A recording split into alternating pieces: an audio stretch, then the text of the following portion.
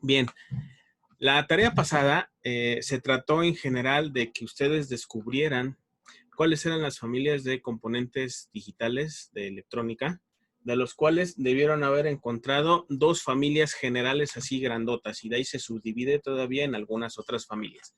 ¿Cuáles son las dos familias que encontraron de circuitos digitales? ¿Lo hicimos? La TTL Empecemos.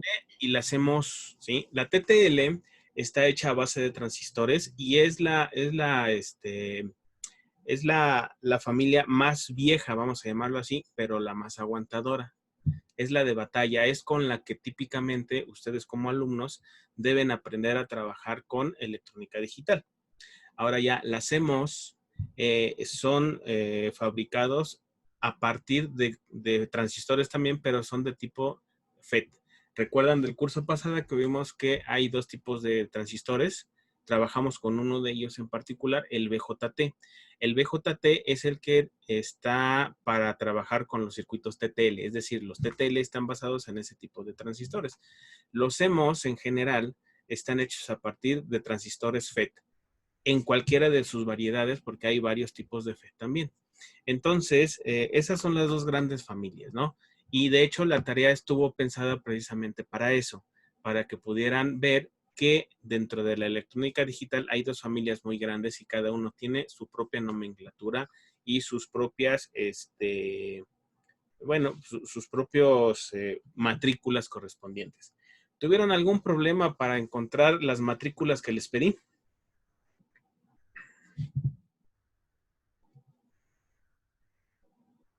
¿No? ¿Nada? Pues más o menos, porque hay unas páginas que... profe. Ajá. ¿Algunas páginas que qué?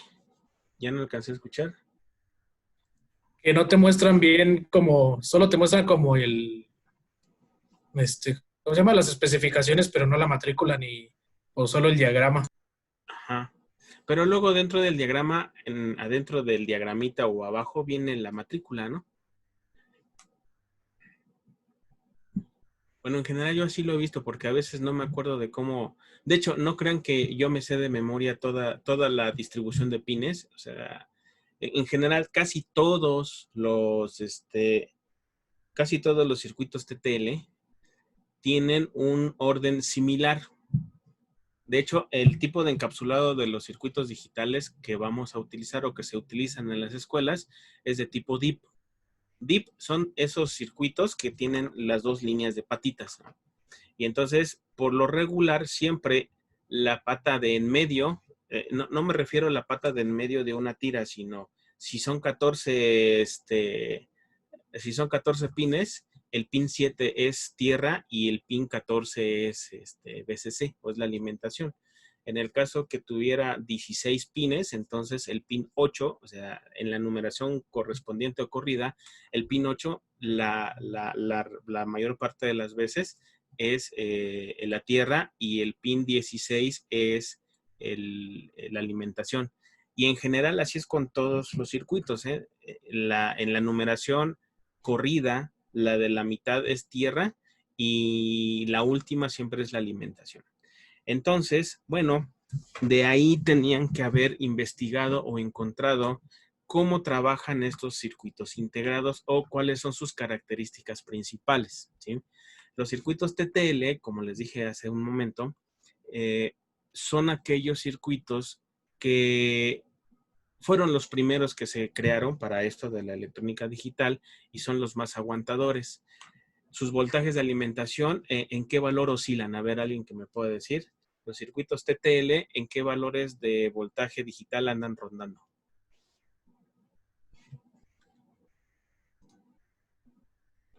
¿Alguien que se acuerde del trabajo que hicieron antier? Que algunos entregaron, se me hace hasta hoy, ¿verdad? ¿No? ¿Nadie? ¿Nadie recuerda? Decía que su tensión de alimentación era de 475 a 525 volts. ¿A 500 volts? No, Ajá. eso es mucho, ¿no? Los circuitos digitales no trabajan a ese nivel de voltaje. Ah, no, trabaja con 5 volts. ahí sí te creo. Esos son los TTLs, ¿no? Sí. Normalmente el voltaje de alimentación de un circuito de tipo TTL es de 5 volts. Y en el caso de los que son de tipo CMOS, ¿qué encontraron?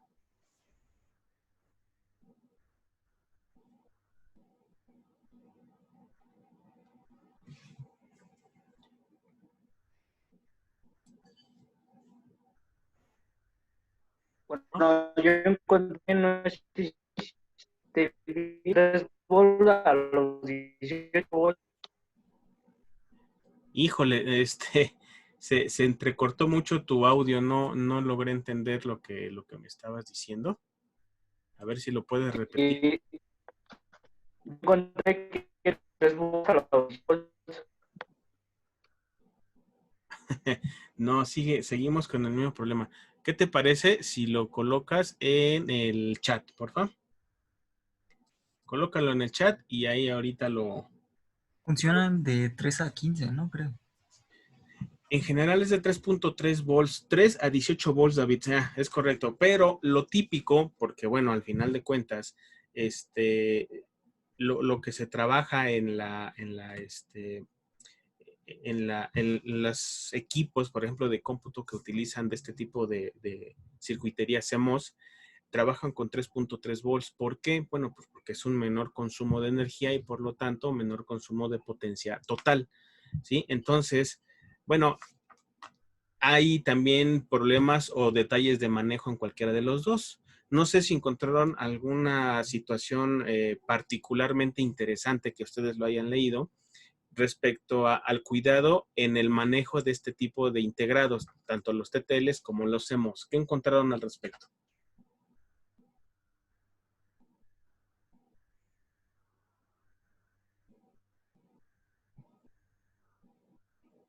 ¿Alguien encontró algo de eso? Que pueden llegar a explotar a veces hasta con la fricción del cuerpo. Bueno, sí, me parece que son los semos. Los Sí. CMOS, sí, son más delicados. Es una cosa por otra, ¿no? Los circuitos TTL son más rudos, aguantan un poco más de sobrecorrientes o sobrevoltajes. Digo, aunque están diseñados para trabajar a 5 volts, muchas de las hojas de datos van a encontrar que el voltaje máximo de alimentación es de 5.5 volts, ¿sí? Mientras que los CMOS, bueno, trabajan con menos voltaje, pero eso mismo, la construcción interna y el tipo de transistores que llevan dentro, hacen que sean más delicados a cualquier corriente, vamos a decirle, excesiva dentro de sus pines, ¿sí? Entonces, los circuitos TTL lo puede uno agarrar y no hay problema. Ahí lo único que hay que cuidar es la sobretensión, es decir, llevarlos más allá de 5.5 volts ya no es buena idea para un circuito TTL. En el caso de los CMOS, para el manejo en general, algo que siempre, bueno, que siempre se ha visto es que si tiene obviamente el encapsulado de 2 patitas, pues cuando lo voy a tomar, pero tocando todos los pines al mismo tiempo, no solamente uno. Entonces, esos son así como tips o detallitos que hay que ir viendo de esos circuitos. Afortunadamente, cuando uno está trabajando en el laboratorio de manera física y trabajando con estos circuitos, los integrados que casi siempre se utilizan para que ustedes de manera didáctica aprendan a trabajarlos son de tipo TTL. Independientemente de eso, cualquier laboratorio que sea de calidad siempre les va a decir que cada vez que utilicen o construyan un circuito, siempre tengan una pulsera para conducir su propia energía electrostática hacia tierra, ¿no? Es decir, deberían usar una pulsera electrostática o antiestática, perdón, conectarla a la mesa o algún punto de tierra para evitar precisamente que uno pueda hacer una descarga sobre algún componente, ya sea digital, en este caso, que es el que tenemos que proteger, o en el caso de los sistemas análogos, ¿no? Muchas veces, dependiendo del tipo de zapato, incluso que traigamos puesto, es lo que genera que a veces demos toques, ¿no? Y yo creo que a varios de ustedes les ha pasado algo similar. Entonces, hay que tener cuidado a veces con ese tipo de detalles. Bien, eso es en general lo que tienen que ver. En un momento vamos a ver el asunto de las matrículas de los componentes y otra cosa que quedó de trabajo en la clase pasada es instalar el software. ¿Cómo les fue con la instalación del software? ¿Si pudieron, no pudieron? ¿Pudieron instalar el complemento o la carpeta que es para que el software se aparezca en español? A ver, cuéntenme qué pasó. Correcto, perfecto. ¿Sí no tuvieron problemas para descargarlo o algo? No, No, ninguno. yo no. ¿Pudieron instalar la carpeta que corresponde al idioma español? Sí. Sí. Todos. A ver, pongan manita arriba, aquí en pantalla, los que pudieron instalar y no tuvieron ningún problema. Aquí los veo.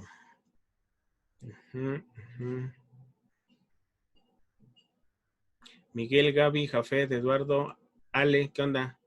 Mauricio, Oliver, Emilio y Daniel. ¿Tuvieron algún problema con la instalación del software? Sí, profe, bueno, es que en el video decía que iban a aparecer las carpetas para descomprimirlas, pero a mí no me apareció nada, entonces le estuve intentando, pero al parecer no lo pude instalar. Pero, ¿cuáles carpetas? ¿Las que yo les pasé o la que decía el video? La que decía el video que una vez terminada la descarga iban a aparecer, en este caso no me apareció nada, nada más me marcaba como que la Pero, descarga estaba completa, pero no apareció nada. pero es que, o sea, pero la descarga que tú hiciste fue la mía, la que les pasé yo de mi drive. Sí, No, pero sí aparecen, ¿cómo que no? ¿Qué Porque, parece?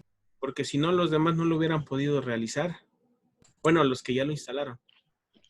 A mí tampoco me aparecieron, bueno, no me apareció nada en las carpetas. Pues es que si solo les apareció como un documento, ese también se tenía que extraer. Por eso, pero a ver, el software no lo pudieron instalar las dos personas que me acaban de decir. no, profe. Yo instalé otro, pero nada más dura 7 días. No, intenten descargarlo otra vez porque sí funciona. De hecho, es el que tengo instalado yo aquí en la máquina en la que vamos a estar trabajando. Pero no deben tener ningún problema. A ver, aquí en el chat, si no quieren hablar, pueden escribirlo en el chat, también estoy aquí. Yo soy Emilio, no lo he podido descargar. Ajá. Hoy lo intento descargar, a ver si por la tarde ya lo tengo en la computadora. Pues Sí, aquí el compañero Eduardo Piña dice que su compu se murió. Híjole, qué desgracia. Pero pues así es la vida. 1 minuto de silencio por esa muerte. Eh, entonces, si se fijaron, por ahí si se preguntan por qué vamos a trabajar con Multisim y no con Proteus, como en un principio habíamos, o les había comentado, es porque Multisim tiene ciertas características didácticas que me van a permitir aligerarles el trabajo. No se trata de que todo lo hagan en el simulador, sino se trata de que primero aprendan a hacer las cosas a mano y después se apoyen con el simulador para que una vez que ya tengan el conocimiento correspondiente, bueno, utilicen una herramienta tecnológica para agilizar los procesos de diseño de un circuito digital. Por eso me estoy metiendo con Multisim. Entonces, Proteus sí también es muy bueno, pero hay cosas que a mí no me terminan de gustar de Proteus. Es un poco más intuitivo Multisim y no sé si alguno de ustedes lo ha trabajado alguna vez. A ver, cuéntenme. ¿Han trabajado con Multisim? No, profe. A ver, ¿no escuché bien? No, No. A ver, aquí David dice que no. A ver, los demás. A ver, pongan manita No, arriba. tampoco. Pongan manita arriba aquellos que sí han No, trabajado con tampoco. Multisim. Pongan manita arriba. Los que sí.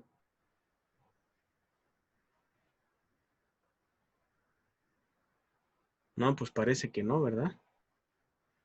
Dice Abelino no. David Reyes ya había dicho que no. Y los demás, pues no pusieron. Bueno. Quiero suponer entonces que la mayoría ha trabajado con Proteus. A ver, manita arriba los que ya trabajaron con Proteus.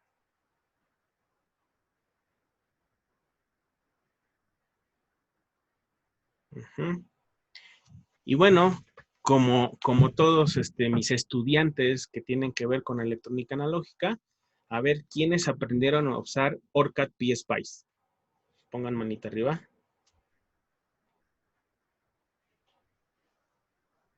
Será para que se tapizara de pulgares arriba. ¿Y los demás qué?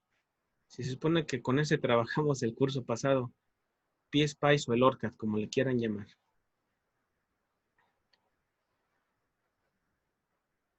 Más o menos, dice Briseño. Sí, la verdad, y eso se los comenté también en la clase, perdón, en el curso anterior. PSpice a mí me gusta mucho, y en general la versión de ORCAD, pues porque me permite hacer análisis que a lo mejor otros softwares no lo hacen con la misma rapidez. Posiblemente ORCAD resulta un poco engorroso al principio para tener que hacer un perfil de simulación y tener que hacer la simulación como tal, pero ustedes vieron que una vez que ya se configuró eso, pues de un jalón les da voltajes y corrientes, a diferencia de otros simuladores en los cuales pues tienen que colocar un instrumento para que les dé el valor de voltaje de algún lugar o el valor de corriente de algún otro lugar. Por eso es que para situaciones que tienen que ver con electrónica analógica, siempre me gusta utilizar ese software que usamos el curso pasado, ¿sí? Sin embargo, para asuntos que tienen que ver con electrónica digital, ahí tengo dos que normalmente he usado. Para la parte que vamos a trabajar ahorita al principio, me gusta mucho trabajar con Multisim, insisto, porque es más intuitivo y más sencillo. Para cuando llegamos a la parte de microcontroladores, entonces ahí sí me paso a Proteus, porque ahí es más sencillo simular los archivos de programa de un microcontrolador y poder simularlo. Entonces, por eso es que como que de pronto estoy entre si usar Multisim o Proteus, como también se los dije al inicio del curso. Pero bueno, en este momento vi que es más conveniente pues trabajar con Multisim, ¿sale? Ahora, un poquito de historia de Multisim. Multisim trabajó o empezó desde que yo tengo memoria de ingeniería, ¿sí? Pero no nació como Multisim. Alguien, por favor, a ver, aquí lo voy a escribir en el chat. Quiero que busquen, por favor, este software en la web.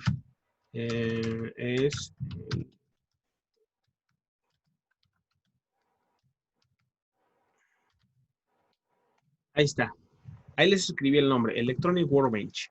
A ver, alguien que lo busque y nos diga qué cosa es ese software. A ver, les doy unos segundos. Un software capaz de simular circuitos digitales o electrónicos a través de un laboratorio virtual compuesto por varios paneles donde se ofrecen instrumentos para el diseño de dispositivos electrónicos. Ajá, no dice quién lo fabricaba, más bien quién lo diseñó o de quién era propietario.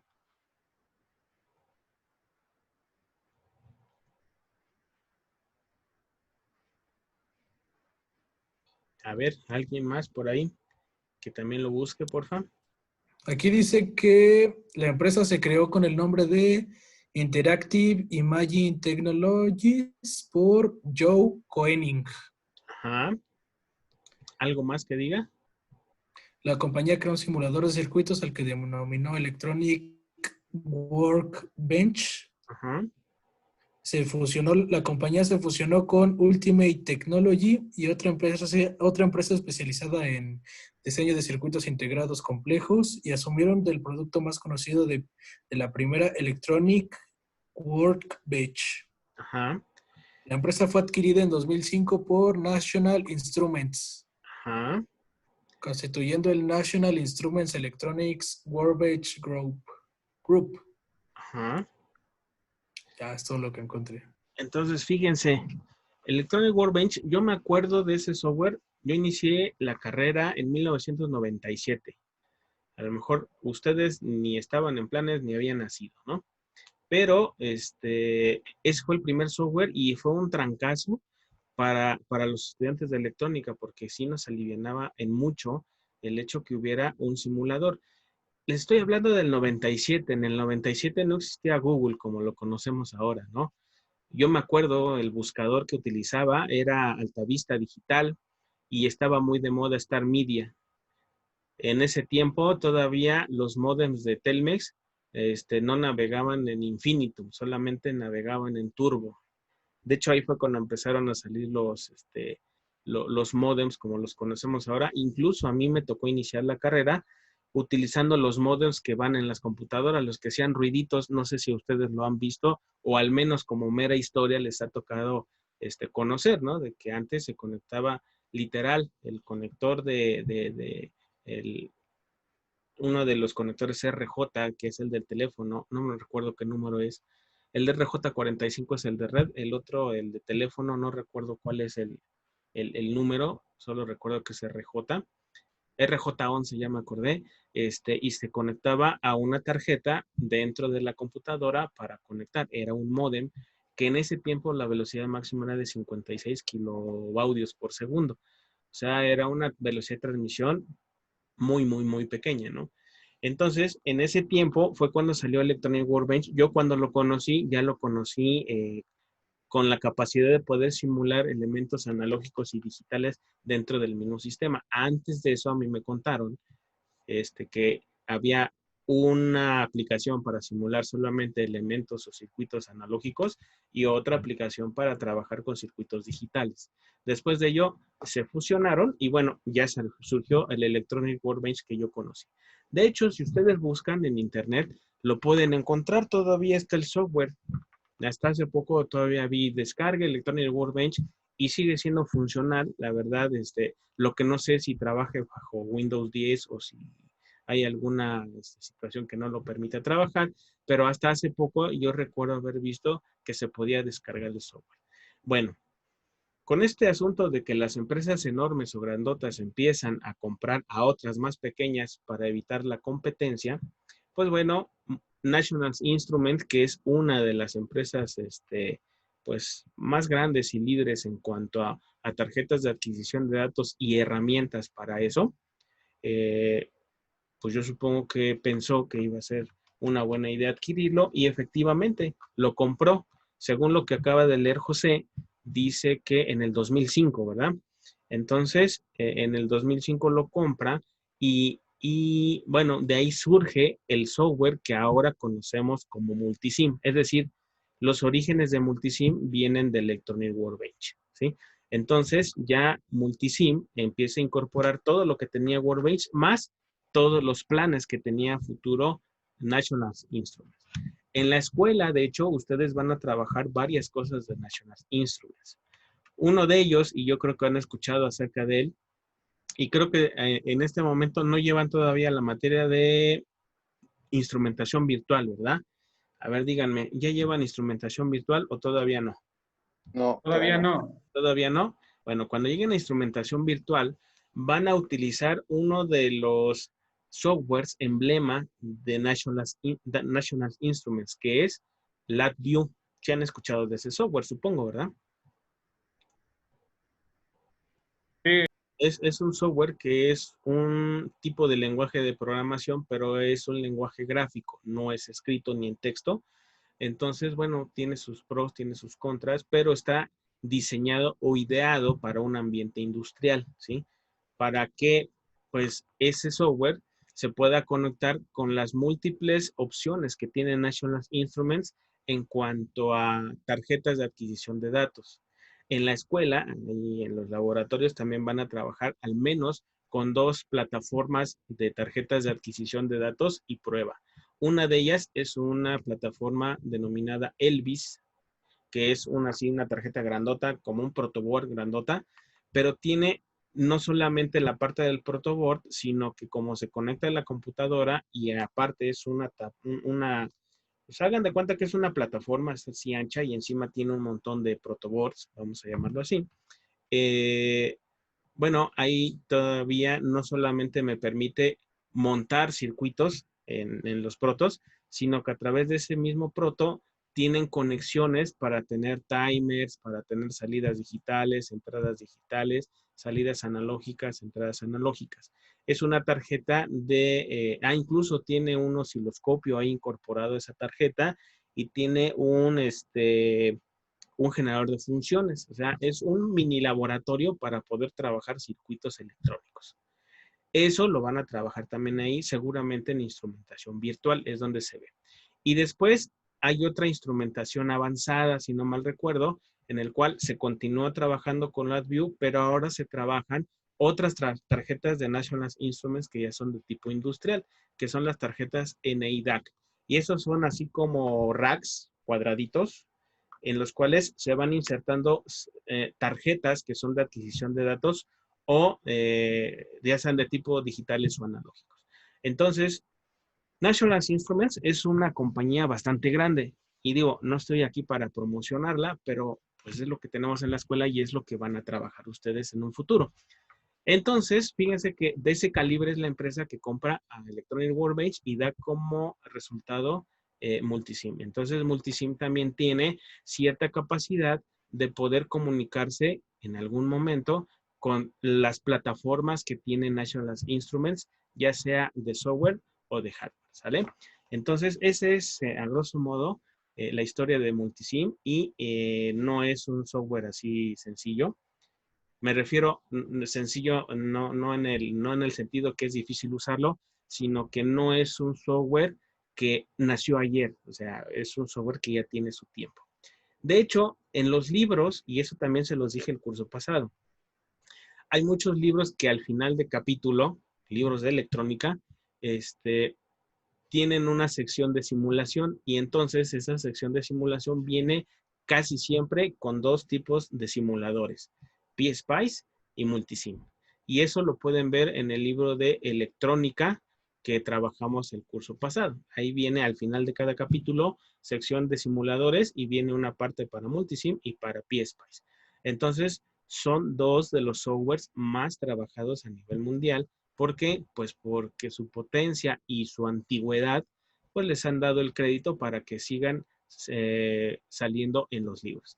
Hay otros emergentes y ahí voy a catalogar, aunque no es nuevo, a Proteus, ¿no? Proteus es un software que también tiene mucha capacidad, mucha potencia, pero desde mi punto de vista todavía le falta un poco madurar algunas cosas, ¿no?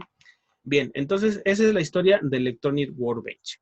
Ahora, como me dijeron que ya lo tienen instalado, bueno, algunos, ahorita vamos a ver más o menos a grosso modo qué herramientas tiene, qué se puede hacer y sobre todo, no tanto meterme icono por icono a ver qué podemos trabajar, sino que aplicarlo directamente a la parte de electrónica digital, que es lo que vamos a trabajar a partir de este momento, ¿no?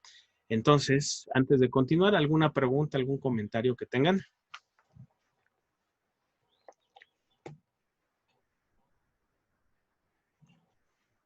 ¿De qué sabor es su agua, profe?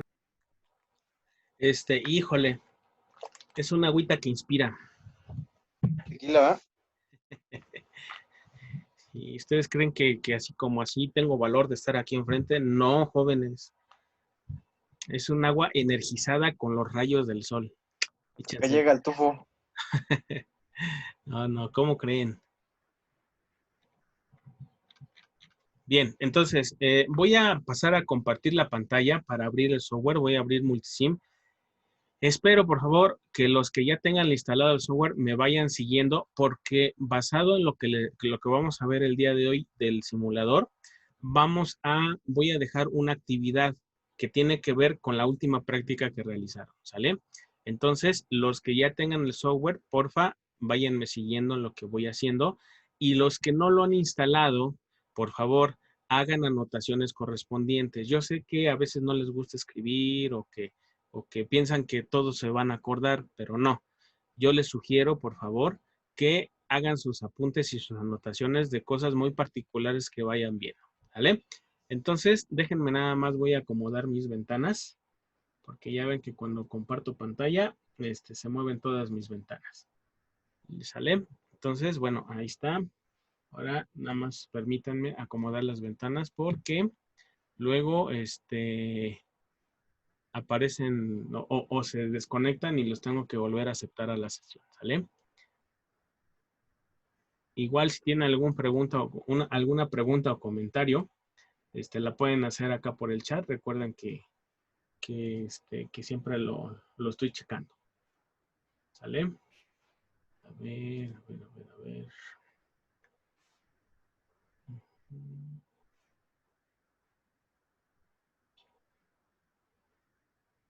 Listo.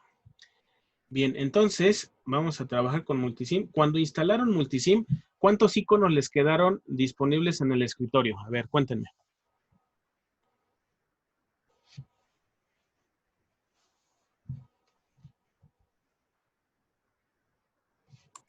3, profe. ¿Cuáles fueron? Me pareció, bueno, 2 que dicen NI Ultiboard 14.1 y uno que dice NI Update Service. ¿Y no te quedó ninguno que dice NI Multisim? Sí, NI Multisim 14.1. Ajá. Entonces, el software que vamos a abrir es NI Multisim. Tenemos el Util Board, pero ese no lo vamos a trabajar. Vamos a trabajar específicamente con el Multisim, ¿sale? Entonces, voy a abrir el software Multisim. Ya está ahí puesto. Y este software, al final de cuentas, no sé si logran ver, tiene algunas coordenadas. Al final de cuentas, pudiese ser como una especie de hoja de dibujo, ¿no? Entonces, aquí es donde vamos a trabajar, digamos que es el lienzo de trabajo, donde vamos a ir colocando los componentes. En mi caso, bueno, ya tengo los menús en español. Sí logré poner la carpeta de traducción en donde tenía que ir. Y bueno, ¿cómo le hago aquí para ir colocando cosas? De hecho, se parece mucho a muchos de los software de simulación o de Windows que tenemos. Hay un menú archivo, edición, vista, colocar. Bueno, el nombre de los menús que aquí tengo en español, a lo mejor alguien lo tiene en inglés, pero son muy similares. Además, ustedes ya llevaron muchos cursos de inglés, así que deben estar, pero al tiro en esa situación. Entonces, podemos trabajar de manera directa aquí sobre la pantalla, es decir, empezar a colocar componentes. A diferencia de OrCAD, que fue el que vimos la ocasión anterior, el curso pasado, OrCAD, recuerden que tenía una serie de librerías de donde íbamos obteniendo componentes. Multisim trabaja un poco distinto. Multisim agrupa los componentes en ciertas categorías que después yo puedo incrustar. Pero muchos de esos componentes pueden llegar a ser genéricos, ¿sale? Entonces, fíjense, aquí, no sé si alcanzan a ver en donde estoy señalando. Nada más díganme si alcanzan a ver, por favor. Sí, ahí, por ejemplo, si ustedes presionan ese icono, ya les aparece que para que ustedes puedan seleccionar un componente y particularmente cuando presionan ese icono es precisamente porque quieren colocar una fuente, ¿sí? Si ustedes presionan el otro que dice colocar un básico, bueno, ya nos redirige o nos pone de manera sencilla si yo quiero colocar alguna resistencia o algo por el estilo, ¿no? Y así, conforme voy avanzando, el otro es para colocar todo lo que tenga que ver con diodos, el otro es para colocar transistores, el otro es para colocar algún componente analógico. Ahí, en ese de colocar analógico, vienen circuitos integrados de tipo analógico, como cual a lo mejor ahí puede llegar a venir el 555, que lo conocen ustedes bastante bien. Viene uno que dice colocar TTL y otro que viene colocar CMOS. Si se fijan, esto como que ya se empieza a parecer a lo que ustedes vieron en la tarea pasada. Es decir, hay una categoría de componentes TTL y otra categoría de componentes CMOS. Entonces, si seleccionamos TTL, bueno, aquí nos aparecen todas las compuertas lógicas. Vienen algunas otras cosas, vienen en si se fijan, colocar misceláneo digital, es decir, varios componentes digitales que no son precisamente compuertas, sino pueden ser circuitos integrados, pero que son de tipo digital o para diseños de sistemas digitales. Viene en el otro colocar un mixto, igual siguen siendo componentes híbridos, vienen indicadores o marcadores. Y esa es de la parte que a mí me gusta de Multisim. ¿Por qué? Porque si yo tengo un componente, cualquiera que este sea, digital, y quiero saber cuáles son los estados lógicos o qué me está resultando de mi sistema, bueno, puedo colocar un indicador que puede ser un LED, puede ser un proof que le llaman nada más. ¿Qué más? Bueno, cualquier cosa que me indique algo, ¿no? Entonces, ahí viene descrito. Entonces, eso no se puede hacer en OrCAD porque OrCAD Cuando yo simulo un circuito digital, lo que él me entrega es un diagrama de tiempos para comprobar que el sistema así funciona. Y leer un diagrama de tiempos es menos atractivo, vamos a llamarlo así, que ver un foquito que está encendiendo y apagando aquí en pantalla. ¿Sí? Entonces, bueno, esa es una de las ventajas o de los aciertos que a mí me gustan de este software. En Proteus creo que también se pueden colocar LEDs, ¿verdad? Pero bueno, aquí se colocan unos que dicen proofs digitales y están internamente diseñados para trabajar con sistemas digitales. Bueno, ¿qué más viene? Viene por acá, si se fijan, indicadores, viene colocar componentes de potencia, colocar algunos otros, y así conforme van avanzando, bueno, van a encontrar varios otros elementos para trabajar. Incluso pueden colocar microcontroladores, ¿no? Entonces, bueno, ya con esa introducción de esta barra de herramientas en particular, que es sobre la que normalmente vamos a estar trabajando para ir colocando los componentes que uno necesite colocar, ¿sí? En la barra de herramientas que está arriba, pues es lo típico que trae Windows en muchas de sus aplicaciones. Es una hoja nueva, abrir algún proyecto, abrir ejemplos, guardar, imprimir, vista de impresión, no sé. Todos estos elementos poco a poco lo vamos a ir trabajando. Una vez que ya colocamos algún circuito o algo y ya queremos que funcione, pues obviamente vamos a utilizar este botón que dice ejecutar, que es F5, ¿no? Que sería el equivalente en OrCAD a poner run. Acuérdense que también era así como una flechita, como una especie de play, ¿no? Para que pues para que empiece a ejecutarse la simulación. Sin embargo, a diferencia de OrCAD, Multisim no necesita que yo le diga un tiempo determinado de simular. ¿Se acuerdan que en OrCAD sí teníamos que editarle en el perfil de simulación, editarle específicamente el tiempo desde dónde inicia la simulación y hasta qué tiempo va a ser la simulación? Aquí no.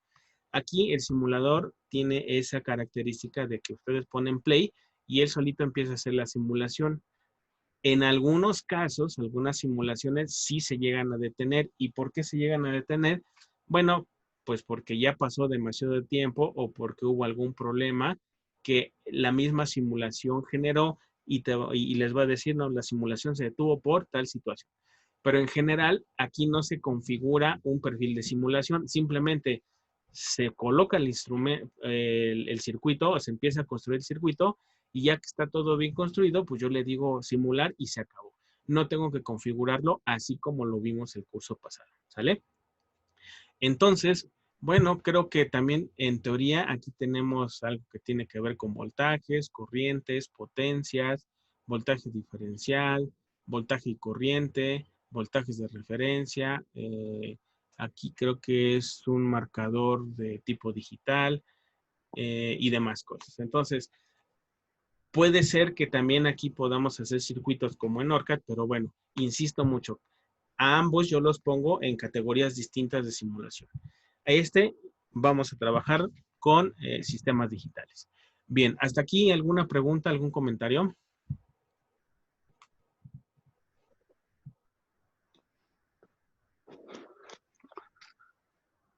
Todo bien, todo bien. ¿Todo en orden? ¿Todo en orden?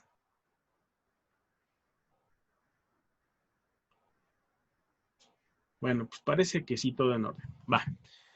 Entonces, ¿cómo le hacemos para ir colocando? Bueno, ¿se acuerdan que dentro de la última tarea también les pedí que buscaran matrículas? Entonces, vamos a construir un circuito cualquiera para ver cómo se colocan, cómo se conectan y demás cosas.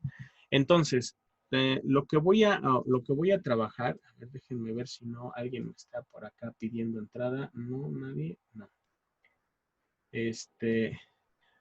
Va. Voy a presionar el botón que dice colocar TTL en el caso de que no lo pongan o que no hayan puesto la traducción al español o que no tengan el idioma español.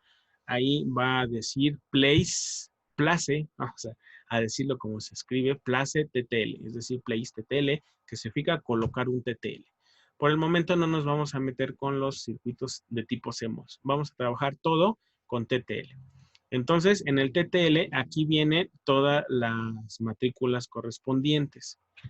A ver, ¿cuál es la matrícula para una compuerta de tipo AND? Es la 7408. 7408. Bueno, entonces buscamos por acá. Y si se fijan, aquí viene la 7408N.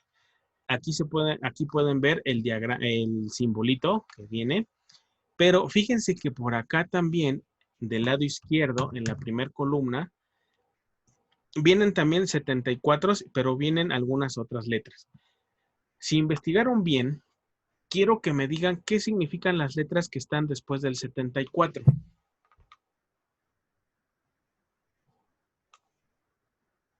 A ver, alguien que lo escriba o alguien que me lo platique.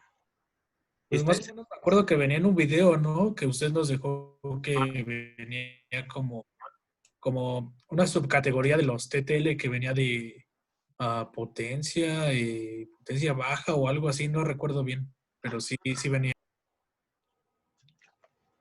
¿Algo más? ¿Alguien más que quiera participar?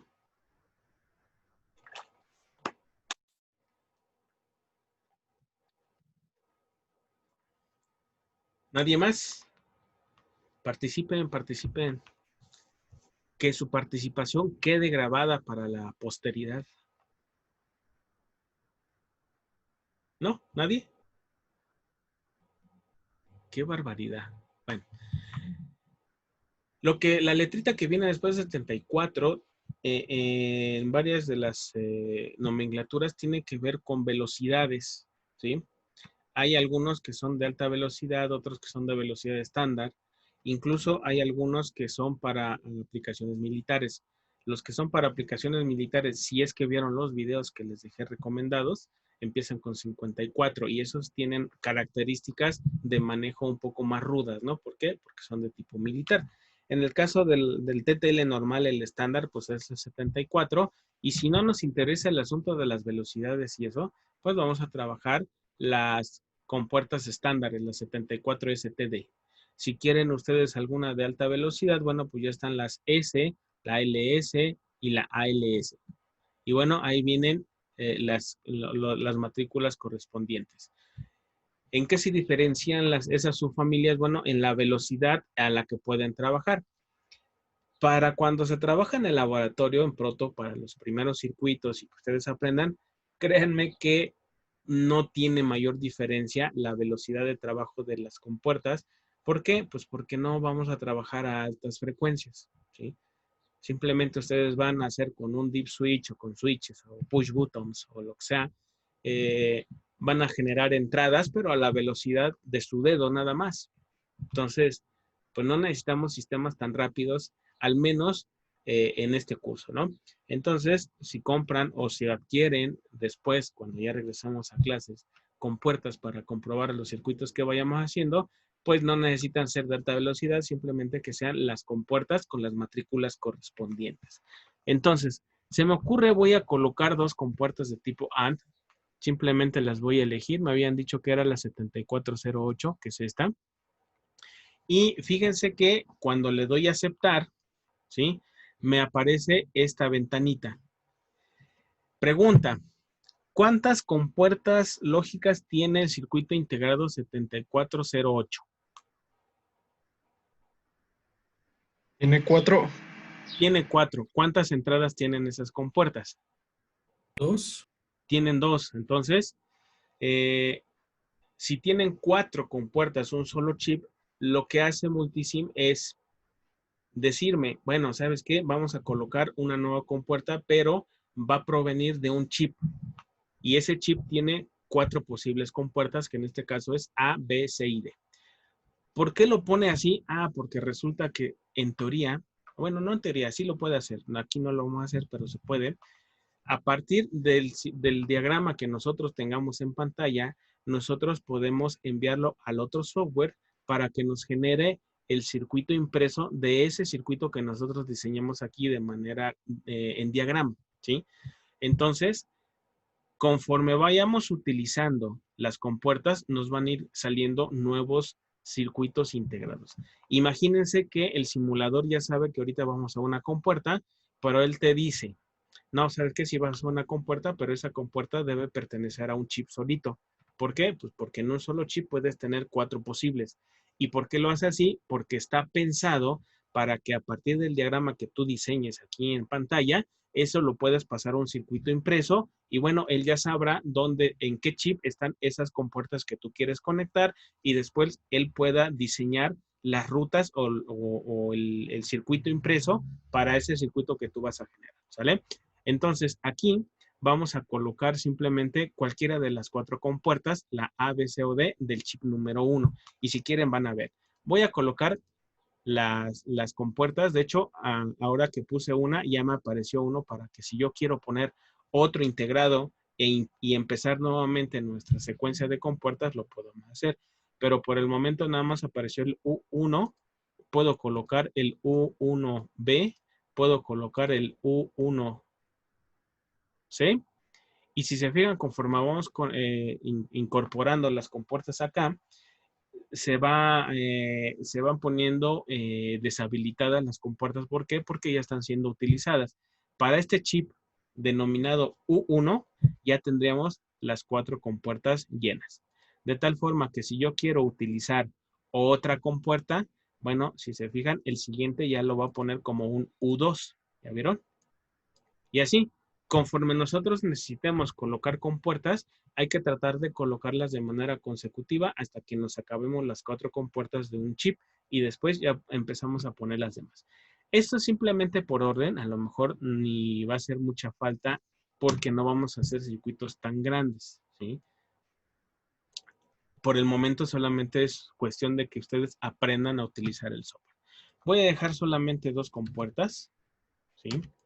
De hecho, si yo vuelvo a solicitar colocar una compuerta de ese tipo, si se fijan, como ya borré las otras 2, otra vez me quedan disponibles las 2 compuertas, la C y la D correspondiente, ¿sale? Entonces voy a dejar esas 2 compuertas. ¿Cuáles son las compuertas, la matrícula de un inversor?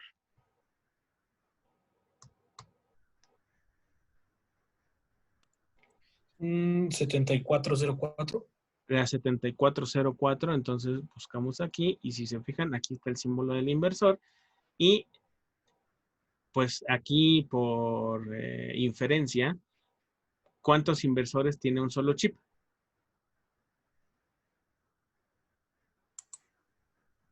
6. Tiene 6, ¿no? De hecho, aquí tenemos A, B, C, D, E, F. Son 6 compuertas. Voy a colocar una y voy a colocar otra ahí. ¿Sale?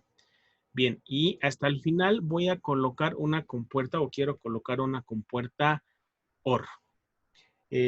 ¿Cuál es la matrícula de la compuerta OR? 7432. 7432 es correcto. 74, vamos a ver a dónde está. 7432, ahí está. ¿Vieron? 7432 y entonces igual que la compuerta AND, solamente un chip tiene 4 posibles compuertas de 2 entradas. Aquí cabe aclarar algo. Normalmente cuando se está trabajando en un principio con los sistemas digitales, se supone que las compuertas lógicas todas son de 2 entradas. Sin embargo, en el mercado existen compuertas que son de más de 2 entradas. Puede haber de 3 entradas y he visto hasta de 4 entradas. Obviamente, entre más entradas tenga una sola compuerta, menos compuertas de ese tipo hay en un solo chip. Eso es cuestión de que después ustedes lo averigüen cuáles son las compuertas que tienen más de 2 entradas, ¿vale? Aquí simplemente voy a acomodar los iconitos. Ya saben que soy un poquito obsesivo en el orden de los iconos. Entonces, simplemente los voy a colocar de otra forma. Y ahorita vamos a empezar a hacer las conexiones correspondientes. ¿Sale? Entonces, a ver, lo primero que quiero hacer es conectar esta a la otra compuerta. ¿Cómo le hago? Voy a hacer un poquito más grande la pantalla. Y para hacer más grande la pantalla uso nada más el scroll del mouse. Me voy a acercar, si se fijan ahorita está el cursor en una flecha. Si me voy acercando o me acerco muy cerquitita de alguna de las entradas o salidas del integrado o de la compuerta, se cambia el cursor a una cruz con una bolita en medio, una bolita negra. Entonces, basta con que yo haga clic.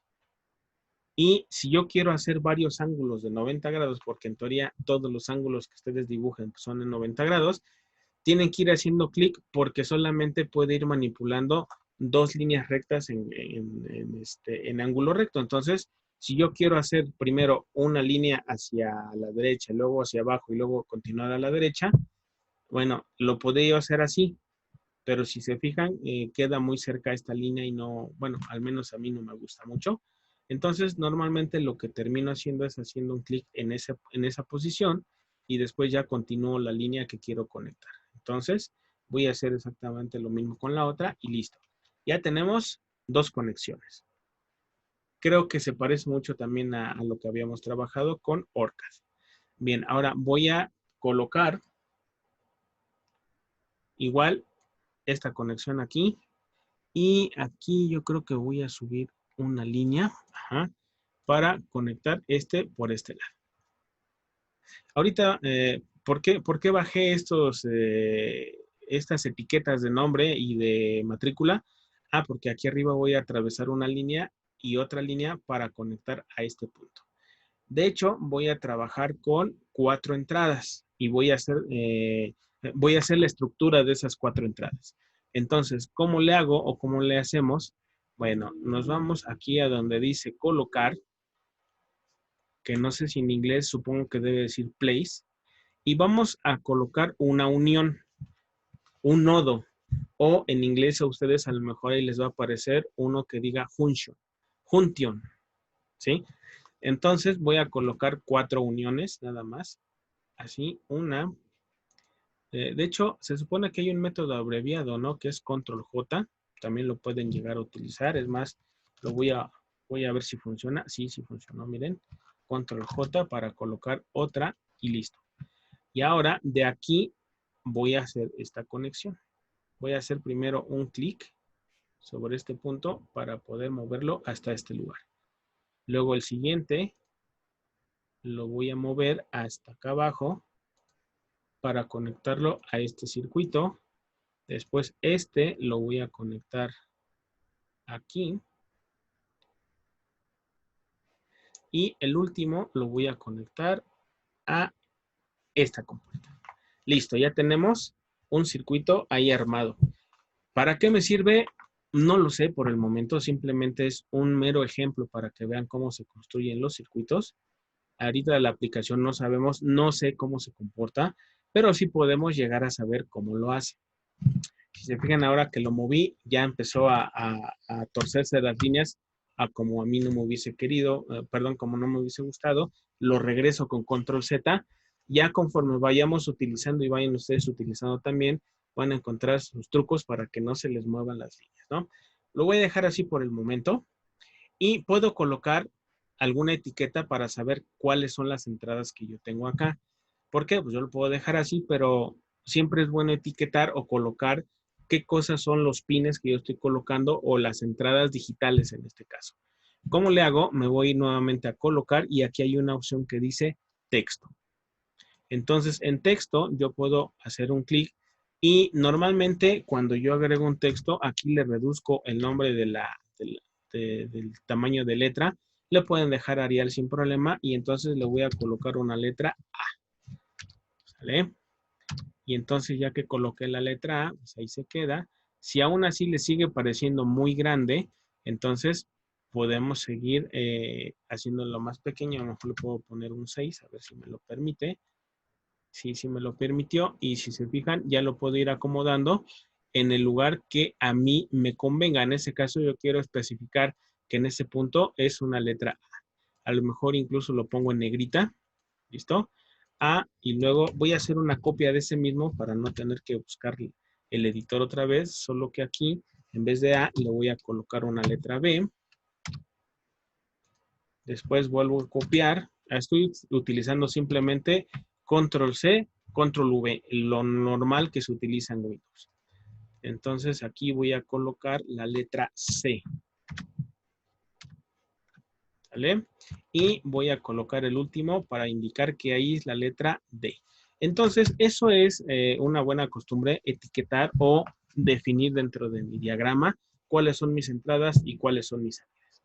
Bien, entonces con eso, pues prácticamente ya podríamos simularlo, ¿no? Algo que no sé si notan es que no necesito colocar una fuente de alimentación. ¿Por qué?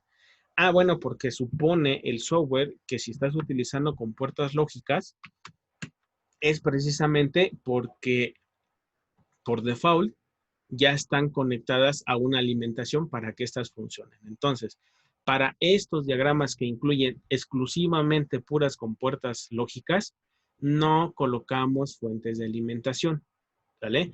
Si colocamos circuitos integrados digitales, entonces ahí sí, algunos piden alimentación, algunos no, dependiendo de la matrícula y dependiendo del modelo que tenga Multisim para ese circuito integrado. Eso es muy importante, ¿sí? Para puras compuertas lógicas no utilizamos una fuente de voltaje adicional. ¿Por qué? Porque el software supone de que ya está alimentado. Sin embargo, hay algunos circuitos integrados que veremos más adelante que posiblemente sí se requiera que coloquemos una fuente de alimentación, ya sea de voltaje, bueno, en general es de voltaje, ¿no? Entonces, ¿cómo lo ven? ¿Fácil o difícil? Platíquenme y pónganme sus impresiones aquí en el chat, por favor, o platíquenme. Profe, Hey. yo había visto este parecido, bueno, aparecía en una simulación para programar un PLC que era un arranque directo, creo. Entonces, también con esto, lo podemos implementar así para programar el PLC o únicamente es para sus controladores. No, que yo sepa solamente es para simular circuitos electrónicos o eléctricos en general. El otro que me estás diciendo, no sé si se parezca, porque sí se parece, y de hecho creo que lo vimos, ay, se me olvidó el nombre, creo que se llama KDesimu, que sirve para precisamente sistemas de potencia, sobre todo en motores, y ahí hay relevadores, y hay temporizadores y demás. Sí existe uno, a veces se llegan a aparecer, pero este en particular que yo sepa o que yo haya usado de esa forma, no la he trabajado en Multisim. Desde mi conocimiento, no he visto que se maneje ese tipo de elementos en este simulador. Puede ser que tenga algunos relevadores y demás, pero no está diseñado como para hacer los diagramas lógicos o de fuerza que se trabajan en los motores, que es para donde van ustedes, ¿no? Y eso lo van a ver seguramente en control de motores. Entonces, de hecho, no sé, creo que tuvieron control de motores el curso pasado, ¿no? Sí. Sí. ¿Y no usaron el KDesimu? Sí, pues ese es el que usamos. Pues sí, ¿no? Sí, profe. Ajá, digan. De hecho, yo ahí le encontré como que la programación de PLC, Ajá, pero utilizando este método, no utilizando el lenguaje de escalera. ajá. Por eso le preguntaba qué tal y también aquí se podía simular lo mismo. Ujú. No, la verdad no tengo conocimiento de ello. Este software solamente lo he utilizado para puros circuitos eléctricos y electrónicos, nada más. Nada de potencia o de PLCs o algo al respecto. Habría que ver a lo mejor si hay algún controlador o hay posibilidad de hacer un diagrama de escalera. No sé, la verdad. Te digo, te soy sincero, ahí sí no me he metido a curiosear más que lo que normalmente trabajamos en los cursos. ¿Alguien más? ¿Algún otro comentario o duda?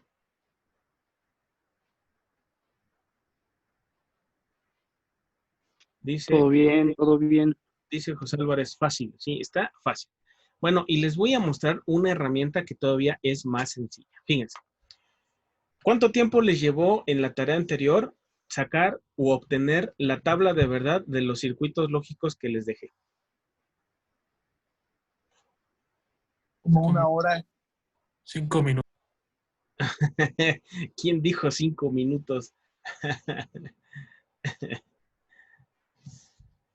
Que lo tuvo mal. Sí, ¿no? Bueno, pero no se apuren, van a poder comprobar si lo tienen bien o mal. Ahorita van a ver el porqué. Bien, sí se tarda uno un rato, ¿no? Para poder determinar si la tabla de verdad de un circuito. Resulta que aquí hay una herramienta, independientemente de lo que ya vimos ahorita, cómo colocar el componente, cómo acomodar las etiquetas. Las etiquetas se pueden acomodar así como en el ORCAD, que hay una etiqueta de nombre y una etiqueta de matrícula o de valor, y se pueden mover de posición. Son etiquetas al final de cuentas. Los componentes igual, si lo quieren suprimir, lo seleccionan y dan suprimir. Si quieren moverlo, lo arrastran. Si quieren colocar, bueno, ya vieron dónde están aquí las librerías o los grupos de componentes. Esa parte yo creo que no deben tener ningún conflicto. Pero bueno, vamos a ver cuál es una de las bondades y una de las cosas por las cuales me gusta trabajar con Multisim. Aquí en la parte de la derecha, no sé si alcanzan a ver dónde está mi cursor, lo voy a señalar. Ahí está mi cursor. Hay un instrumento que se llama, espérenme, convertidor lógico.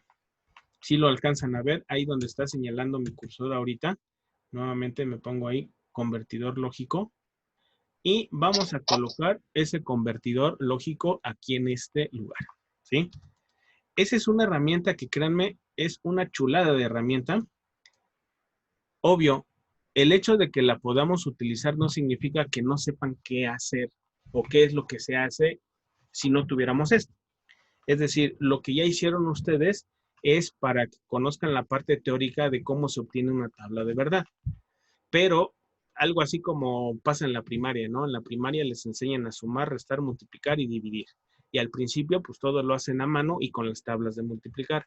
Ya cuando llegan a cierto nivel de los últimos, creo que cuarto o quinto año de primaria, creo que ya les empiezan a dejar usar calculadora, pero ya saben todo el proceso que hay atrás.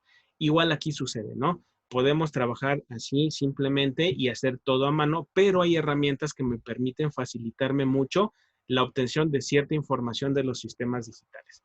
Entonces, si yo hago doble clic sobre este componente, me aparece esa ventana. Como sé que está medio pequeño y no se alcanza a ver a lo mejor los iconos de por acá les saqué una captura de pantalla a ese componente y no sé si ya se alcanza a ver mejor en ese tamaño. Sí, ¿verdad? Sí, profe. Eso fue, le di doble clic al componente y me aparece esta pestañita. Si se fijan, este componente es un convertidor lógico que me permite hacer ciertas operaciones, particularmente 6 tipos de conversiones o de análisis, y en un momento se les platico qué es lo que hace. Tenemos aquí 1, 2, 3, 4, 5, 6, 7, 8 canales, vamos a decirle, o 8 conectores, y por acá hay uno que dice salida, ¿sí? Entonces, tenemos posibilidad de conectar un circuito digital que tenga 8 entradas y una salida. Si tenemos un circuito que tiene más de una salida, entonces tendremos que usar más de un convertidor lógico, uno por cada salida que se tenga, ¿sale? Ahorita vemos cómo se conecta. ¿Y qué tipo de conversiones puede hacer? Bueno, a este componente o este instrumento le podemos conectar las entradas de un sistema y las salidas del sistema, y esta herramienta me entrega de forma automática la tabla de verdad de ese circuito al cual yo estoy haciendo referencia o que estoy conectando a mi instrumento. También, a partir de una tabla de verdad que yo puedo editar en este punto, de hecho, si lo utilizo, bueno, aquí se habilitarán las entradas y salidas. A partir de una tabla de verdad me puede entregar la ecuación booleana que modela a esa tabla de verdad. Fíjense aquí, de tabla de verdad podemos pasar a una ecuación booleana. También en la siguiente semana vamos a ver cómo se obtiene de una tabla de verdad una ecuación booleana. Pero no solamente eso, sino que también me puede dar, a partir de una tabla de verdad, la ecuación booleana correspondiente, pero simplificada. También vamos a ver los temas de simplificación de sistemas. No solo eso, sino que también le puedo dar una ecuación booleana y él me puede entregar la tabla de verdad correspondiente a esa ecuación booleana. Le puedo dar la ecuación booleana y él me entrega el circuito lógico correspondiente. Y aparte de eso, también le puedo dar la ecuación booleana y él me genera el circuito, pero solamente con compuertas de tipo NAND. Y aquí, no sé, también en alguna de las clases que ya vimos aquí, creo que fue la semana pasada, les platiqué que, bueno, todos los sistemas digitales se pueden construir a partir de las compuertas AND, OR y NOT. Pero que había un par de compuertas que se denominaban compuertas universales porque a partir de ellas podíamos generar las 3 funciones básicas de la electrónica digital. Y precisamente lo puede entregar exclusivamente en formato de compuerta NAND, ¿sí? Entonces, bueno, esas son los 6 tipos de conversiones que puede hacer este instrumento denominado convertidor lógico. Ahorita vamos a ver cómo funciona. ¿Hasta aquí se entendió la explicación de lo que tiene esta pantalla? Sí, profe. ¿Sí? Órale, pues. Entonces voy a cerrar esta. Bueno, la voy a minimizar. Y bien. Entonces, si se fijan aquí, ¿cuántas entradas tenemos o cuántos pines tenemos? Tenemos 1, 2, 3, 4, 5, 6, 7, 8. Y la última siempre se toma como la salida de mi sistema. Es decir, son 8 entradas y una salida, si recuerdan en la imagen que acabamos de ver. Entonces siempre empieza como A, B, C, D, E, F, creo. A ver, A, B, C, D, E, F, G, H, hasta la H. Y el último pin o la última patita del instrumento deberá ir conectado a la salida del circuito donde yo quiero trabajar, ¿sale? Entonces voy a hacer la conexión correspondiente. Ahí está. Si se fijan, conforme lo voy conectando, se van borrando los noditos que acabamos de colocar hace un rato. ¿Listo? Y entonces ahora la salida la voy a conectar al último pin. Pero ahí no me gustó la línea. Espérenme. ¿Y ahora? A ver, va de nuevo. Creo que le di doble control Z. Aquí está. Y ahora sí, ya voy a colocar ese ahí. Si se fijan, ya está conectado las 4 entradas de mi sistema. Es decir, lo que va a hacer el instrumento es generar la tabla de verdad, así como lo hicimos o como lo hicieron en el ejercicio anterior. Es decir, forman la tabla y entonces el sistema empieza a probar combinación por combinación y ve cuál es la salida correspondiente y lo anota. Obvio, como aquí lo hace una computadora, pues lo hace de volada, ¿no? Entonces, si le damos doble clic, aquí no tenemos ninguna información. Sin embargo, si yo ya le elijo o presiono el botón de la primera opción para que me entregue a partir del circuito la tabla de verdad, fíjense lo que aparece. ¿Sí se alcanza a ver? Sí. Entonces, imagínense eso que dicen que hicieron ustedes en 1 hora, pues aquí lo hace de volada, ¿no? Es decir, ya tenemos las 16 posibles combinaciones, porque recuerden que con 4 entradas podemos tener, ¿cuántas combinaciones?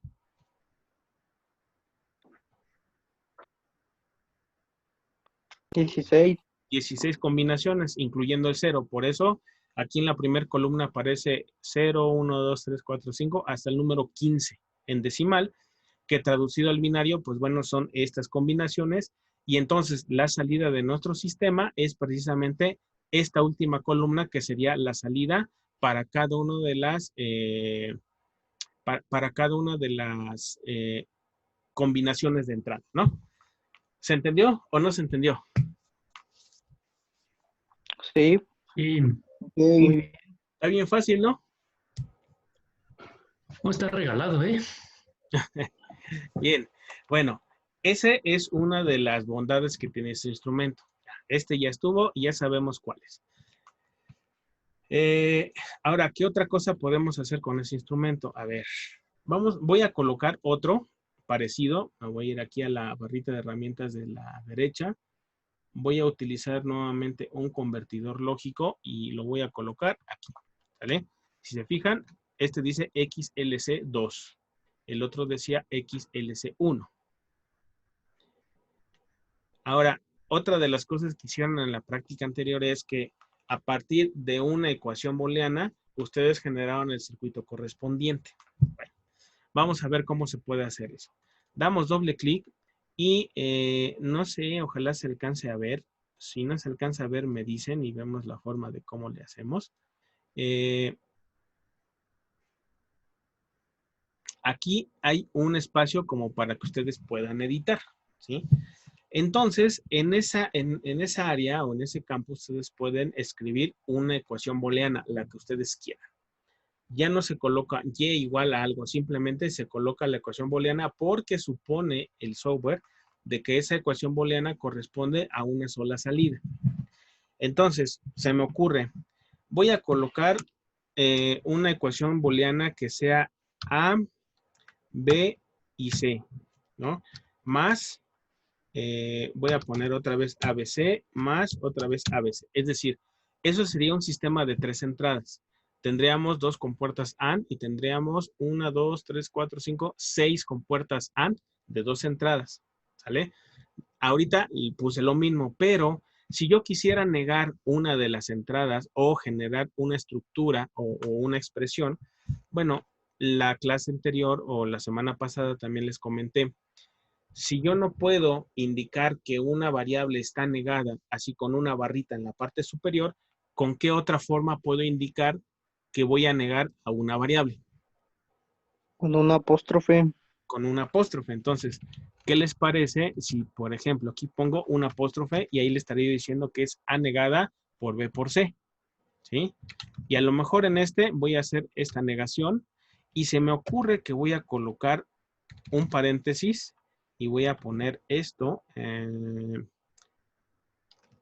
A por B negada. ¿Dónde está? A por B negada. Y le voy a colocar un más C. Y luego a ese, ahora lo voy a negar completo. Fíjense, aquí lo que hice fue primero lo que está dentro, irlo negando conforme a mí me interese. Y al final, toda la expresión que está entre paréntesis va a tener un inversor porque le estoy indicando que haga una inversión. Y ya, esa es una ecuación así media complicadita a lo mejor. No sé si sea válida o no, ahorita veremos. Pero una vez que yo ya le escribí la ecuación booleana ahí, entonces voy a utilizar alguna de las conversiones correspondientes. Quiero que la ecuación booleana se convierta a un circuito. ¿Cuál de las 6 opciones que tengo disponibles voy a utilizar? Enumérenlas de 1 a 6, de arriba para abajo, y díganme cuál voy a utilizar. La quinta, ¿no? La número 5, es decir, la ecuación booleana hacia un circuito. Entonces, presiono. Si se fijan, él se puso a chambear y aquí está nuestro circuito ya armado. A lo mejor por cuestiones de tamaño se va a encimar un poquito con el que está arriba, pero ahí está. Y entonces, esa expresión booleana que tenemos aquí, este instrumento, el convertidor lógico, ya nos hizo el grandísimo favor de construirlo. ¿Cómo la ven? ¡Hala! Ah, no, pues muy bien. Está bien, ¿no? Entonces, eso es un hack. Entonces, bueno, podemos utilizar las otras 4 opciones para lo que se necesiten. Insisto, no se trata de que lo usen por usarlo, sino que lo usen como un elemento de rapidez en el diseño de los circuitos posteriores. ¿Por qué? Porque se supone que ustedes deben saber cómo funcionan toda esta parte de conectar, reducir, sacar tablas de verdad y todo eso, ¿vale? Entonces, no se trata de que sustituya a lo que ustedes deben aprender, sino que una vez que ustedes ya aprendieron los temas básicos, ya puedan utilizar este tipo de herramientas para agilizar su trabajo, ¿sale? Bien, entonces, pues bueno, el día de hoy hasta aquí lo voy a dejar respecto al simulador y ahora sí les voy a explicar qué es lo que van a realizar, ¿sale? ¿Alguna duda o comentario hasta ahorita? No. Pensé que ya no iba a hacer nada. A ver, no entendí, se entrecortó el audio. Ah, que sí, quedó bien entendido, profe. Ah, órale. Bueno, ¿qué es lo que van a hacer? Recuerdan que en la práctica anterior, lo que ustedes hicieron fue, la primera parte eran 6 circuitos, del cual tenían que sacar su tabla de verdad. ¿Estamos de acuerdo? Sí. Luego, la segunda parte consistía en que a partir de una ecuación booleana, ustedes tenían que generar un circuito, ¿verdad? Sí. Bien. Lo que van a hacer ahorita para que ustedes empiecen a usar el simulador es hacer la comprobación mediante el simulador de lo que hicieron en la práctica pasada. Es decir, los mismos circuitos y las mismas ecuaciones booleanas las van a seguir usando, solo que van a utilizar el instrumento que estamos viendo aquí, el convertidor analógico, perdón, convertidor digital se llama, ¿no? El convertidor lógico, perdón. Lo van a utilizar para comprobar los resultados o los diagramas que obtuvieron en la práctica pasada. ¿Se entiende? Quiere decir entonces que deberán hacer 12 simulaciones, 6 para la primera parte y 6 para la segunda parte. Se fijan, no está complicado, sobre todo esta segunda parte, pues literal van a poner las ecuaciones nada más y de ahí ya lo van a pasar a un archivo. ¿Qué es lo que tienen que hacer? Bueno, dentro de la práctica, lo que tienen que hacer es comparar que el circuito, que en la primera parte, la tabla de verdad que ustedes me están diciendo que es, coincida o no, porque ahí van a tener que anotar si sí coincidió o no con lo que habían obtenido. Comparar las dos tablas, la que ustedes obtuvieron haciéndolo a mano y la que me ofrece este instrumento de multisim. Y en el caso de la segunda parte, lo que ustedes van a hacer es ingresar la ecuación booleana aquí al instrumento, les va a aparecer el circuito y ese circuito lo van a llevar a su práctica y lo van a comparar con el circuito que ustedes dibujaron, ¿sí? Obviamente en esa parte van a poder tomar fotografías, incrustarla en su documento en Word para compararla con este circuito que también van a copiar y van a pegar ahí en el otro documento. ¿Se entendió qué van a hacer? Sí. A ver, ¿Hasta qué hora tenemos? manita arriba. Los que entendieron qué es lo que vamos a hacer. Entendido, profesor. Bueno, este trabajo... Profe. Ajá, dime. Entonces, ponemos el que hicimos nosotros y la simulación, digamos, comparados, ahí juntos en el mismo documento. Ajá, sí, porque aquí de lo que se trata, en principio, es que ustedes aprendan o empiecen a usar el simulador. Yo sé que ahorita son circuitos bien fáciles o muy sencillos. Después se va a poner un poquito más complejo el asunto en cuanto a la simulación, pero van a ver que con esto se van a poner muy fluidos para colocar sus componentes. El trabajo igualmente es por equipos. Todavía no subo la actividad Classroom. Espérense a que yo suba la actividad para que lo puedan poner ahí, ¿sale? Pero ya saben qué es lo que tienen que hacer y váyanle adelantando. ¿Estamos? En un momento lo subo a la plataforma y ya a partir de las indicaciones que digan ahí, sigan bien las instrucciones, porfa, ¿no? Lean bien. ¿Cómo se llama el simulador, profe? Multisim. Llevamos 1 hora y media platicando de multisim. ¿Qué pasó, Rodrigo? ¿Cuánto tiempo tenemos, profe, para entregar? Ustedes empiecen. Pero es que yo no puedo descargarlo. No, pues ustedes tranquilos. Todavía no he subido la actividad a la plataforma, entonces lo que sí quiero es que empiecen a trabajarlo. Recuerden, me han comentado de que a veces no tienen la posibilidad de descargarlo rápido o de que no tienen máquina y eso. Bueno, por eso están formados en equipos, ¿sí? Yo sé que las circunstancias, bueno, pues son ahorita en algunos casos adversas para que puedan desarrollar toda la parte académica, ¿no? Sin embargo, eso no implica que no puedan ustedes trabajar de manera colaborativa en su equipo. Entonces, a lo mejor uno, ya se me descompuso la computadora, pero pues, ¿qué hace falta hacer para que mientras estos trabajan, pues yo estoy haciendo algo para mi equipo? A eso me refiero, ¿no? Entonces, no se trata de que solamente trabaje uno o que se dividan el trabajo y a ti te toca esto, a ti esto, a ti esto y a ti esto. Me fijé mucho en la práctica anterior que me preguntaban, oiga, y es que las tablas del último punto del trabajo que nos dejó, ¿cómo lo hago? Bueno, es que la actividad era secuencial, tenían que empezar con el punto 1, 2, 3 y luego el 4. Entonces, si se lo reparten, y obviamente ahí se vio muy evidente porque muchos me empezaron a preguntar, el problema es que toman la práctica y a ti te toca el inciso A, el B, el C y el D, y no se comunican, cada quien lo hace por su cuenta. Y no, el chiste o el objetivo de las prácticas y del trabajo que se haga es que lo hagan de forma colaborativa, que ustedes encuentren los canales de comunicación para siempre estar en contacto y poder desarrollar la práctica como equipo, no como una persona que después terminan haciendo un Frankenstein de su trabajo, ¿sí? Sino que se vea coherente y que todos supieron qué hacía uno y qué hacía otro, aunque no todos hagan todo, ¿sale? Entonces yo les recomiendo eso. Y respecto a lo que les acabo de dejar, por favor, váyanlo avanzando y en un momento yo subo el asunto de la práctica y ahí les definiré hasta qué horas tienen para poder entregarlo. Ustedes empiecen a trabajar, ¿sale? Sí, profe.